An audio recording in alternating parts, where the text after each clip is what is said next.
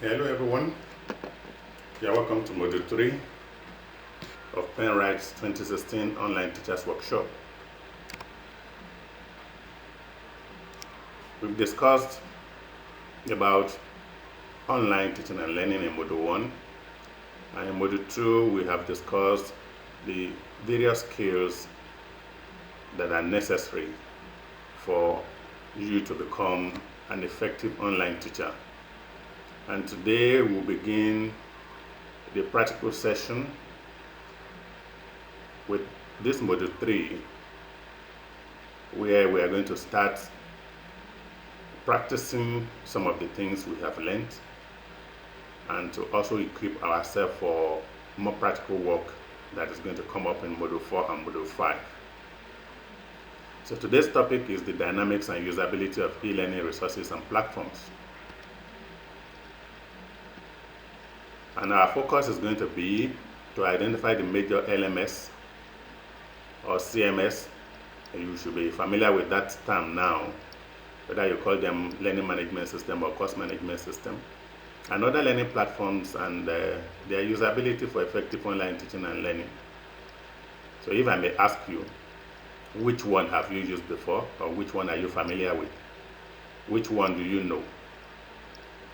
Before we move, what are LMS and CMS? We discussed this in Module 1, and we also made a mention of it in Module 2. And today, there are over 100 LMS or CMS on the web designed for different needs.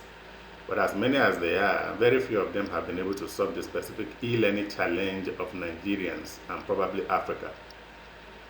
The most widely used CMS or LMS are used by very few organizations or institutions in Nigeria. Sometimes they start using it, and after some time they get stuck because of the technicality of these LMSs, and they are not able to go ahead. The companies or organizations that present it to them, they present it in such a robust way as if it is the solution that they need, and by the time they adopt it, the personnel on ground to work on those softwares becomes a problem, because if the personnel are not adequately trained, they will not be able to utilize whatever software or whatever platform that you put on ground. So if an institution has to depend on the organization that sold the LMS or the CMS to them for functionality, it is just a matter of time before the whole thing or the whole system will crash. So the reason for this is that these softwares are not designed for our peculiar needs and level of proficiency in technology. What we need is a simple, easy to use platform that takes care of our need to communicate and disseminate knowledge, because that is the bottom line.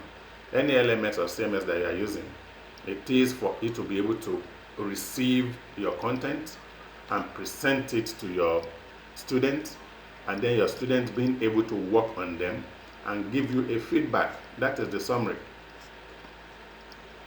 So popular LMS or CMSs that we have, I don't know if you have heard about any of this: ConnectEdu, Edmondo, Moodle, Collaborate Classroom, Schoology, and so many others.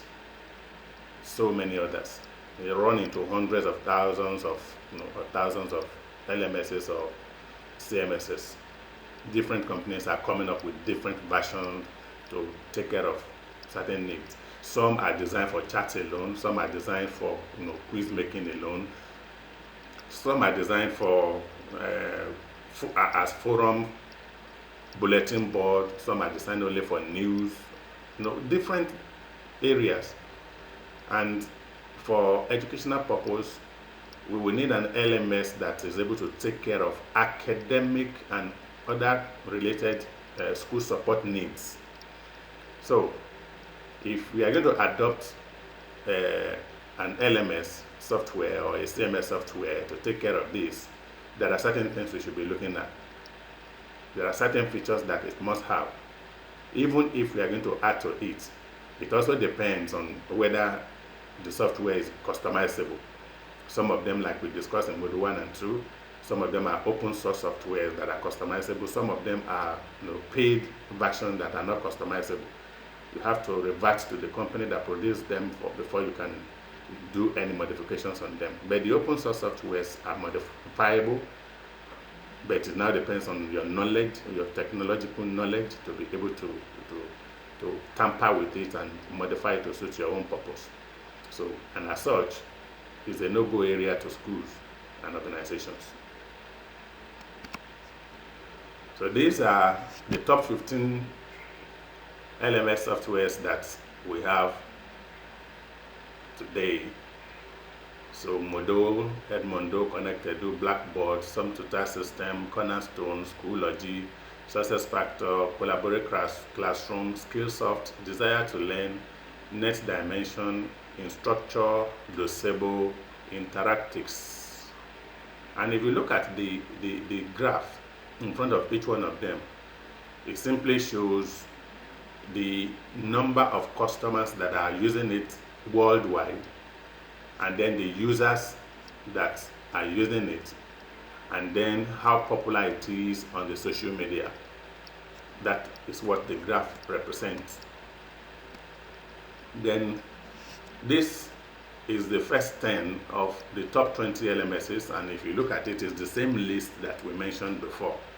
But here the graph is showing number of customers as at when this picture was taken, number of users worldwide, number of likes on Facebook, number of LinkedIn followers, and number of Twitter followers. So if you look at Moodle, for instance, it has 63,488 customers as at the time this picture was taken, and then it has 79,576,708 users. It has 18,742 likes on Facebook, and it has 7,229 followers on LinkedIn, and 22,003 followers on Twitter. So the rest are like that according to that graph. So if you want to choose, for instance, you will look at that statistics and that analysis to see, okay, if this many people are using this particular one, maybe I should go for it. But the bottom line still remains that will it be able, whatever choice you are making, will it be able to take care of your peculiar or specific need? If not, you will get stuck at a point. And if you are using an open source software, when modifications are made, you could lose data, anything can happen because you are not paying for it. But if you are not paying for the software, you do not own it. So you are just trying your hands on it, and then your data on it could be lost without any notice, because the company that produced them, they do not owe you any apology. They do not owe you any obligation to notify you or to tell you when they are going to make changes to their software, because you are using it for free. It's open source. But if you have one that is good enough and you purchase it, if you buy it and you are going to use it, then the company owes you an obligation to notify you whenever any modifications is going to be made. And they also should be able to back up your data for you and restore them the moment they are through with their modification. So this is the first 10, like I said, and these are the remaining 10. Collaborate Classroom is number 11 in this list, and we mentioned it earlier as one of the most popular. So, in Collaborate Classroom is a software that has been designed, a web-based software that has already been designed, and then all you just need to do is to sign up as a member and you continue to use it. So the process of using it now, everything now depends on the company and then the way they designed their software. So let's now talk about the concept of usability. Usability is defined as the extent to which a product is used by a specific audience for the purpose for which it has been designed, with effectiveness, efficiency, and satisfaction. And what is effectiveness? Effectiveness simply means that you can achieve the objective for which it was designed. If the product is designed to automate your test a process whereby you put in your questions there and then make it available for your students. As they attempt the question and they provide their answers, they get feedback, either correct or wrong, and they get grading if necessary, depending on what features that are available. So effectiveness simply means that you can achieve the objective for which it was designed if you use it. Then efficiency means that resources that people use when reaching that goal are the lowest possible, fewer clicks or less time. A software or LMS or CMS will be efficient if it is user friendly. If you do not have to crack your brain before you can access it, you do not have to crack your brain before you can maneuver your way through it and achieve your purpose. So with fewer clicks here and there, you get in here, do whatever you have to do, and come out in less time. So if it is less cumbersome, then it is user friendly. Then satisfaction is the emotional part of it, which refers to generate a positive experience. If you use it, are you satisfied with what you get? Is it giving you the desired result? That is what it means. So if you are satisfied with it when you use it, then you are good to. Then what are the similarities and differences in these e-learning systems? The main point that is common to most e-learning systems like Moodle and Blackboard, for example, is that they offer basic tools to store educational content. So you put your content there, they are most suitable for tertiary institutions, where as a lecturer you put your content, your courses there, and you design it in a way that the way you want your student to be able to access it, and then what it is supposed to do for you. So these are virtual shelves, that is text and presentation deposits, charts, forum, identification board for students and teachers, notice board, and email. Those are the different ways it comes. I've mentioned Moodle because I'm familiar with it. And then as for the main difference between systems, there are those that are open source and those that are closed source. I think I have mentioned that earlier also. In other words, those that are open source as Moodle allow their data management structure to be defined by the user according to their needs. The closed source system like Blackboard may only be modified by developers and not by users, which are the stakeholders, end users of the system, or those directly affected. So like I explained before, if you are using a software that is not customizable, that you cannot modify as a stakeholder, as an end user of the system, there will be a problem if you have to depend on the company that produces it all the time that you want something to be done on it. The major challenges with this LMS and CMS is categorized into 5. The first one is the interface problem. The second one is browsing problem. Third one is content problem. Fourth one is interaction problem, and then usability problem is the last one. So let's start by talking about the interface problem. Problem that occur regarding the visual or pictorial language of interfaces, also known as verbal pictorial language. So the use of terms and expression and image that create doubt about procedure or configuration. That's what they refer to as interface problem. Dialogue problem between user and system is a major issue. For each element of the interface must be understood for the user to take decisions. So the interface must be attractive to the user, so they love to use it. And apart from being attractive to the user and they love to use it, it must be easy to use. It must be less cumbersome. It must be very easy to navigate through. You must not necessarily have an advanced technical knowledge to be able to use any interface. How to log in, how to sign up, and when you log in, how to navigate your way through the system to get to the destination you want, and to be able to do what you want in that destination and come out clean without any problem. That's interface. So most of them are not very friendly when it comes to interface. Some interfaces are not just attractive, though they have good features.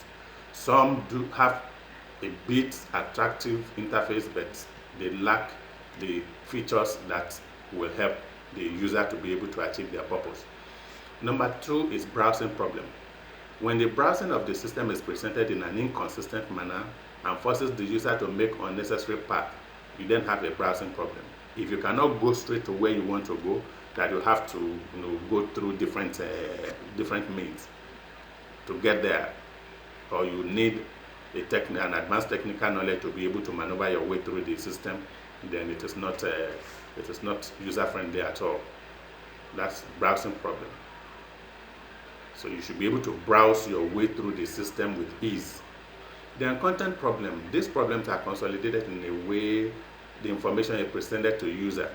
The same information as, for example, a tax flow chart might be presented in a confusing manner as to the sequence of activity described. Okay, look at the graph or the statistics that I read to you on the top 15 or the top 10 LMSs before now, that shows the number of users, number of customers, number of followers on Facebook, and all of that. So looking at that straight away, you will understand what the message is all about. That is, content issue. And as such, a content problem might create a usability problem, because if the content is not well understood by the end user, it creates a problem. Different people will interpret it in different ways, and at the end of the day, you get different responses for the same thing. Then interaction problem. As for interaction between user and system, it is possible to identify that some systems do not offer the possibility of forums and chat, so that user might exchange knowledge. Some will just present you with features to put in your content and make it available for people to view. They will not provide chat or forums where users can interact and have your own opinion too, but probably ask questions and get answers. Some of them offer these interaction spaces in a limited way, and this affects user motivation.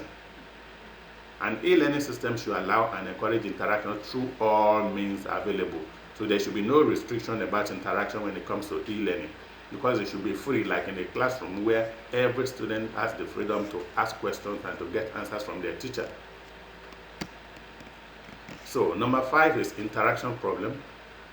Usability problem in e-learning are similar to usability problem in other systems. It's a system of different nature, e.g. compatibility, consistency, feedback, error management, and satisfaction. Okay, let's talk about compatibility. Compatibility problem. If a software is designed, for instance, and it is compatible with a particular operating system, which means if you do not have that operating system, you won't be able to use it. Then consistency. The way it works, is it consistent in its feature? Will a feature be available today and tomorrow it will not be found on the software again? Or what about feedback? Feedback process, that the way you get response from the system, not even in terms of the teaching and learning now, from the software itself. When you input this, what do you get? The error messages that you get when you are working on it, are they many? Is it every time you have to do something that you get an error message that will not allow you to go to move further? Or do you get stuck at some point and you don't even know what to do, or you have to revert to the company, or you have to restart the software or the system again before you can move forward? So are you getting satisfaction from the software you are using, or the platform that you are using, or the learning management system, or the content management system that you are using? That's what we are talking about, interaction problem. However, in e-learning, problems such as feedback become more complex because they involve issues related to cultural and sociological factors, because you need to get feedback from your students all the time in order to be able to assist them to learn. So look at the picture that we have there: Blackboard, Moodle, Sakai, Desire to Learn, Elias, Joomla, and so on and so forth. Those are course management softwares or learning management softwares that are available in the market or on the internet for you to use. So our own solution is this. Having talked about different learning management systems, having explored learning management system and course management system, or content management system as the case may be, we now decided that, okay, what are the features that we require or that we need to be able to do an effective teaching and learning process, for effective teaching and learning process to occur. And we came up with the idea of having a platform, a comprehensive, easy to use platform that will have all the features that we need to actually do this. So that is picking features from Moodle, picking features from Blackboard, picking features from different, about 8 to 10 different learning management systems. So bringing features that are relevant to teaching and learning, and now combining everything together into one simple platform. And the sample of it is what we are going to use for this workshop, which we are going to use for the picture we have here is actually the online classroom, online tutorial school, which is called the Penwright Academy, into which we are going to recruit the best of our online teachers at the end of this workshop. So what we are saying in essence is that the same software that we designed in Penwright Communications that we are going to use for this workshop, the same software is what is running, or the platform that is used to design the online academy. And some schools in Nigeria today are already buying into it, and they are already using it as a digital platform for their own academic purposes. So what are the features that we brought in from the different learning management systems that we have? A feature that will provide you a forum for syllabus that can accommodate your syllabus, that can accommodate your content, that will provide you a forum for discussion, for chats, discussion board that will give you the access to be able to do email on it. Then that will also give you access to tests and quizzes, and also that is compatible with different kind of multimedia that will accept images, that will accept audio, that will accept video, that also has provision for news bulletin and announcement. Then that is also open to full customization. You can modify things on it as you want to, and it is editable. And the good thing about this one is that we have designed it in such a way that it is both online and offline. It can work online, it can work offline. If you want it online, it can work online. Then because of internet accessibility, it can also be configured and be installed to work offline. So in conclusion, like I said before, we are not going to be spending so much time on theory from now on. From this module to module 5, our work is going to be more practical. So the usefulness of any learning management system or software is to be a dynamic tool in handling content for learning and be able to present it in an attractive platform for user to easily access. That is the conclusion. That is the summary of it all. So if it does not give you satisfaction, if it does not give you the desired result at the end of the day, then it is not a learning management system that you can use. That is not to say that all those learning management systems are not good. They are good. They are very innovative ideas from the company that produced them, but they are produced and they are meeting the needs of people in other parts of the world. But I am talking specifically about our Nigerian context, where e-learning is just evolving, where the personnel that we have on ground are not so advancedly technical in the use of these softwares, and where our students too are not so advancedly technical in the use of these things. They are just getting introduced to it, and it has to be as simple as possible. It has to be as easy to use as possible. That's what we call user friendliness. It has to be user friendly. So questions for interactive session, just like the other module. What you do is just answer your questions and save it in MS Word format. You are going to attach it to your post in module 3 when we come to that. And these are your questions. It's practical. What to do is pick any of the following LMS or CMS and research into it. Research into it, go to the internet, read all that you can about any one, just one of them. So try the one you choose and see whether you are able to use it to prepare and teach your subject interactively. Then bring your challenges for discussion on the forum. Which of them are you most comfortable with and will recommend to others? What are the features you discovered that will make you recommend it to others? So when you answer all these questions in your MS Word format, you will submit it in your post on the forum when we start the discussion. They will now be able to discuss the challenges that you have before we now go on to another level.